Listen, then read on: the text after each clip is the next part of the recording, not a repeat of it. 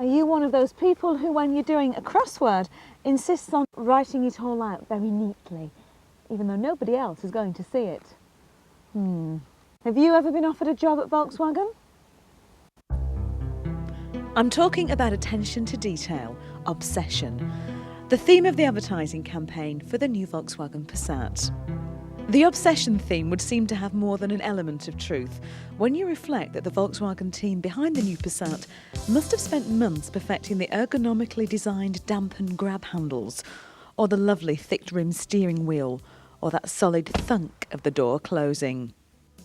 And don't we all just appreciate that right kind of soft rubber to line the coin tray?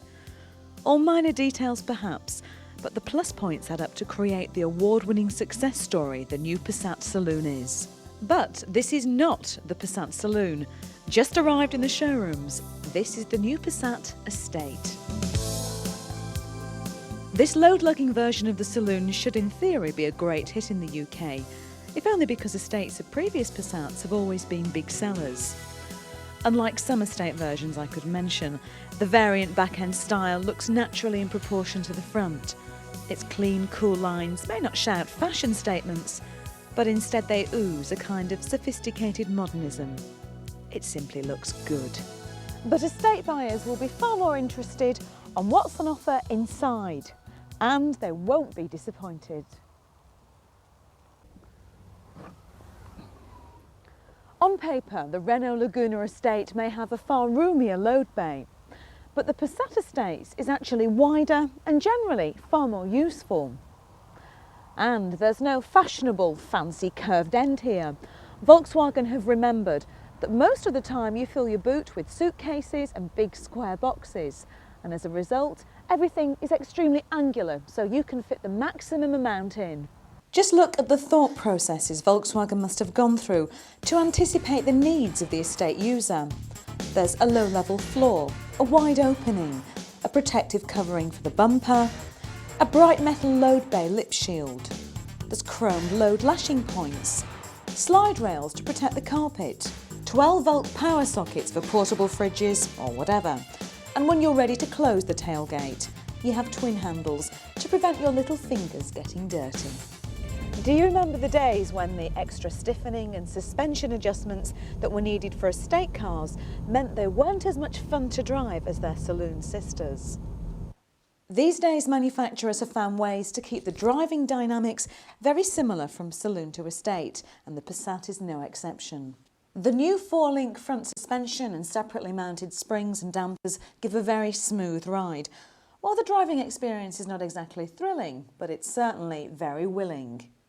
I'm driving the 1.9 TDI Sport. Yes, a diesel, but this is a direct injection turbo diesel. It gives off 110 brake horsepower at 1900 RPMs. With performance like this, the days of the hopelessly sluggish oil burner are long since gone. For real power freaks though, just wait a few months when the Passat estate will be available with the revolutionary VR5 2.3 litre petrol engine, or the 30-valve 2.8 litre V6 boasting 193 brake horsepower. Both of these will be available with a Tiptronic gearbox. File under wild and wicked sporting estates. When putting the Passat's interior together, somebody obviously had a very good rummage through the Audi parts bin, which I must say is no bad thing. The interior has a very solid and expensive look and feel to it. There are cup holders galore, cubby holes everywhere, and what about these wonderful louvered vents? It's comfortable to drive as well. The steering wheel adjusts in 2 directions, and there's an excellent ratchet-style height seat adjustment system.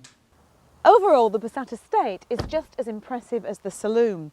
It's extremely stylish and very practical, but there are a few flies in the ointment.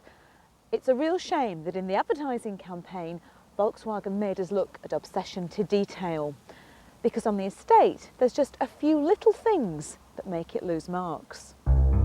First of all, the radio. It's too low down, and you end up taking your eyes off the road too much to fiddle around with it. The fuel filler doesn't fit properly, and is it really meant to be this flimsy? The clutch footrest is at the wrong angle, The angle is a bit too steep for comfort.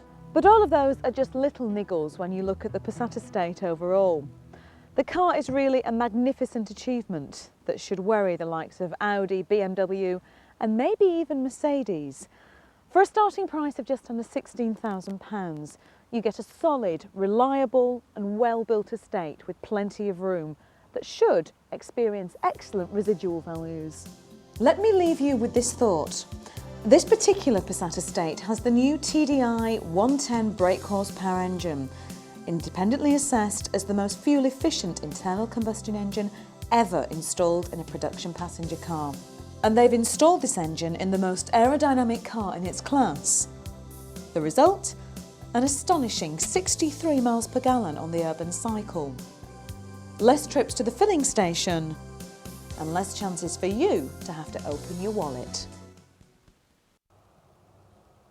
12 across, a description of the new Volkswagen Passat estate and a term of farewell.